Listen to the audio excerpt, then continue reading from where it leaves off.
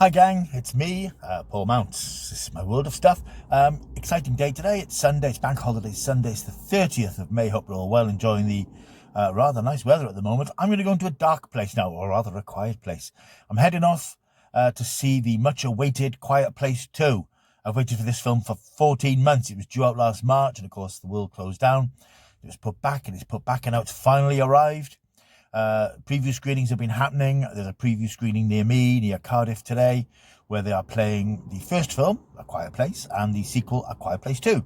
So what better than a Sunday early evening double bill? I'm off with a couple of chums who I'm going to go and collect, and I'm on my way. So we will report at various stages of the route and give you a quick report when we come out, and then at the end of the video I will do a proper full review of the film. So let's go. I'm scared.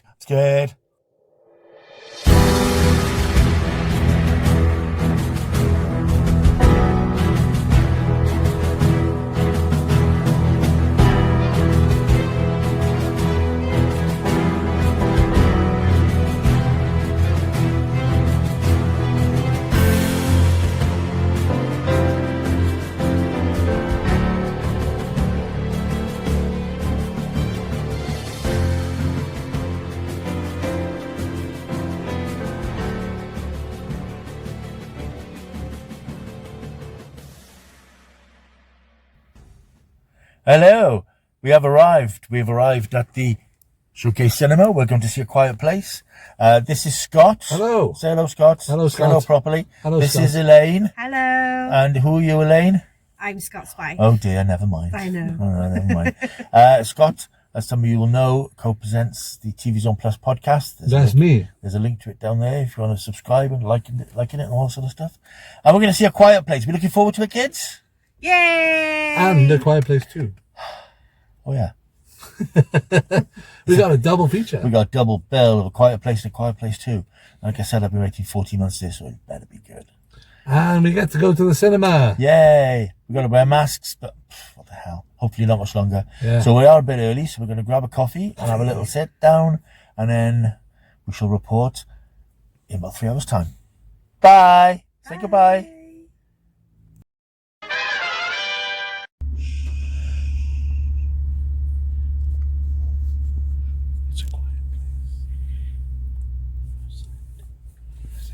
Hello! Welcome back. We've just emerged from the Quiet Place double bill and enjoyed both films very much. It was really interesting to see the first one again, Yeah. and to see how the second one, after that introduction, carried on the story pretty much from the moment that it finished. I was very impressed by the way they recreated the sets and the costumes and everything, so it was all as if it had been made at the same time. I seem to remember there was fire. There was a lot of water. There was a lot of water, but I don't remember there being a fire. But there was a fire. It was a nice sequel. Yes, thoughts on the sequel then. A very worthy sequel. As we were saying, it's because the first one is such a unique and original idea in itself. You're not going to have that same shock impact of the first one. This is just more of the same, moving the story on. But hugely enjoyable at about 90 odd minutes again. Yeah. Plenty of tense moments, plenty of monster action. Just a good film. Really. A good. Nice to see some human baddies too. Yeah, there were some human bad people, and I thought that was very well done. There's a scene with human baddies, but you don't know anything about them. They're just sort of there. I think I'm assuming they're cannibals. I'm assuming that's what the reference was towards it. Thoughts then, Elaine? It was fantastic. You enjoyed it? Did you enjoy it as much as the first one? I preferred the first one. Yes. There's not much in it really, I don't think, in terms of how good they are. Yeah, that's what I was going to say. It was really good. Yeah. It's late, I'm tired. Oh, Out of 10? I'm going to give it. I'm going to give it a 9 out of 10, I think. Whereas I'd probably give the first one a 10 out of 10 because it was that was a film that blew me away, and just blew me away watching it again today. And this, you just feel that it's the next part of that, but it loses that novelty, that shock factor. I do like a part 2 as well. Yes. You know, like Back to the Future part 1, 2, and 3. Yeah. But all in all, a very entertaining film. Highly recommended. It doesn't let the first one down at all, but obviously it's very hard for any sequel, even though it's made by the same people and carries on the story, to have that same impact. But I'm just glad it wasn't I think because it was made by the same people, John Krasinski directed it and was involved in the writing of it this time, he obviously had a vision of what he wanted to do with it. And I think if somebody else had come along, they might have done something which had sort of lost it a bit. Exactly. Do you think it sets up a part 3? Yes. Yeah, there's a part 3. I think there'll be a part 3. It ends very similar to part 1. Yeah. With like a bit of an action scene and then a weapon in hand ready I suppose if there's a part 3, it's going to be like the fight back, perhaps, driving the aliens away or something. It's definitely led that direction, isn't it? I think it will probably suit itself to being a trilogy. But yeah, all in all, hugely enjoyable. I'm sorry, I'm just tilting my head because something came up on the camera screen.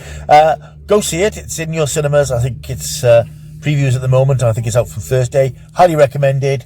And until next time, keep taking the stuff. Nice to be a part of Paul Hound's world of... Well, I've been asked for guests, and you're the best I can do. So, see you next time, kids. Bye. Bye. 3 days later. Hello, humans. Welcome back. A few more thoughts on A Quiet Place. It's now a few days later. It's actually Wednesday morning now, and I'm sitting out in the garden because it's rather nice today. As you can see. So, I meant to put something together on Monday, but didn't get around to it for various reasons. So I thought I'd just sum up on the little clips that you saw earlier about Quiet Place 2, which opens officially tomorrow on the 3rd.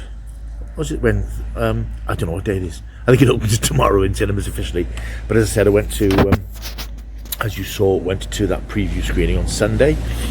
Yes, it's a great film. It's a really good sequel, good solid sequel. I think it's probably done a slight disservice by seeing it straight after the first one, because I've seen the first one several times, haven't seen it for a year or so, I suppose, but you sort of, not exactly forget, but you sort of underestimate the original film, how tense and what a clever idea that was, to have this sort of future society where the Earth has been invaded by these hostile aliens that hunt by sound. It's a great idea, and it was such a tense film. And when I heard there was going to be a sequel, I was a little bit concerned. I thought, it's a shame we can't just have a one and done. What a really good idea. But when I heard that John Krasinski was on board, directing and writing, because he'd had an idea for the second one, I thought, okay, excuse me, a local dog decided to chip in. I thought, okay, this has got potential. And it certainly has. It's a very good film. But I think the problem is, because if you see it after the first one, I think you'll sort of think that it's not quite as good. It isn't quite as good, but it is great. It's a very worthy sequel. It doesn't let the title of the franchise, because I think we have a franchise here, doesn't let the franchise down. You've probably read and seen other reviews by now, but basically the film sort of more or less carries on where the first film left off. There is that fantastic, and it is a fantastic, thrilling initial opening sequence, which depicts the actual invasion, or day one as it's called in the film, where the aliens actually arrive, and that's done very well. It starts off with John Krasinski. It starts off very well with a callback to the original film, which you might remember. Starts off with this scene of traffic lights lying on their side, and this one starts off with a sort of an empty, a deserted town with the traffic lights swaying in the breeze. You think that the invasion has happened. Shut up, dog. And John Krasinski drives into town, picks up some supplies. He's going to watch a baseball match that his son is playing in. And during the match, this huge comet type thing hurtles through the sky. Of course, everybody gets into a panic and rushes off home, which sort of kicks off the invasion in scenes you've probably seen in the trailer.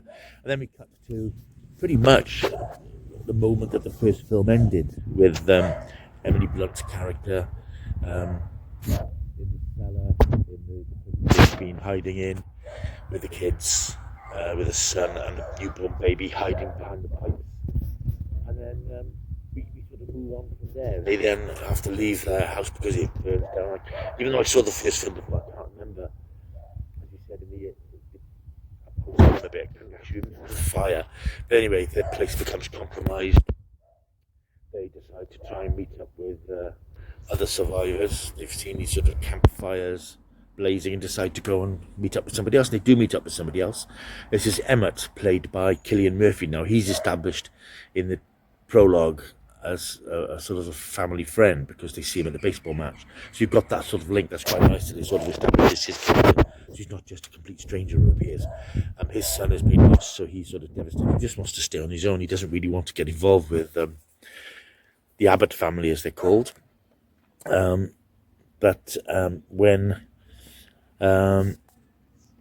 they pick up a radio signal playing the song Beyond the Sea, and the deaf daughter, played brilliantly again by Millicent Simmons, she decides that the signal isn't coming from very far away. She decides to go off and sort of make contact with it herself. Emily Blunt pleads for Emmett to go and follow her. So the narrative splits. It splits between the daughter and Emmett, them sort of trying to find out, get to the place where the signal is coming from, and the perils that they encounter on the way, and they encounter some pretty hideous perils at one point.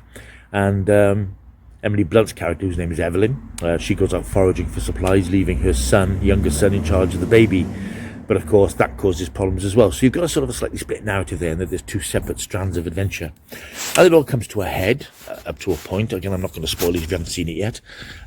Thrillingly, there are some great set pieces. There's some very tense moments, easily the equal of the first film.